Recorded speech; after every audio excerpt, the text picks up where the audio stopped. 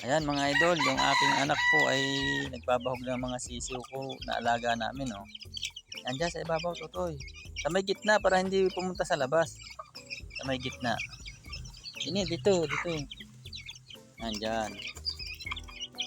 Ayan. Yan po, nagbabahog na. Oh, kinakaibot naman ng ina. Yan po. Oh, Totoy. Gandang hapon sa'yo. Diyan sa kabila. Dito naman sa kabila. Taklo ba natin yan? Dito sa kabilang area. Dini. Yan o. Yan o. Yan. Sige. O, diba? Tuwan-tuwa naman mga sisiw ano.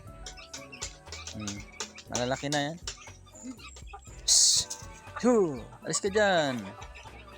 Tapos yung ano, yung tandang naman. Isa pa dakot. Dakotin mo pa, isa pa. Dito pa. Lagyan mo pa din eh. Yan.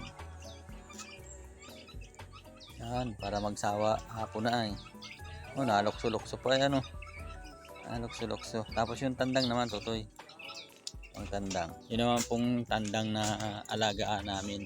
Mga idol ay papakainin ng aking anak. Oh, bigay, baba mo na. At sasalguhan ka niyan.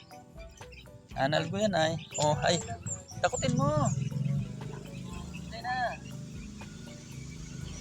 Takutin mo, dami-dami nun. Kuhain mo pa. Lagay mo dyan. Hindi mauubos niyan.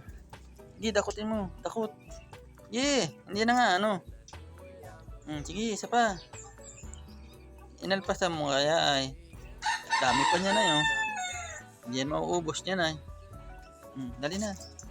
Yan mo lang. Bantayan mo lang yan ha. Bantayan mo at yan ay sasaluhan ng mga ibang manok. Bantayan mo lang. Tapos ibuhol mo na yan. Buhol mo na yung ano. Yung hawak-hawak mo. Oo, para ba bukas na maga. Wala na nga, kakaunti na. Pang sisiw. Yan ay bantayan mo. Dami-dami yan. Nangalat tayo. Kaya nga ay. Magandang hapon po, mga idol. Yung pong aking anak ay tagabahog naman ngayon. Isa sa mag-cellphone o pinagbahog ko ng manok. Diba? Okay.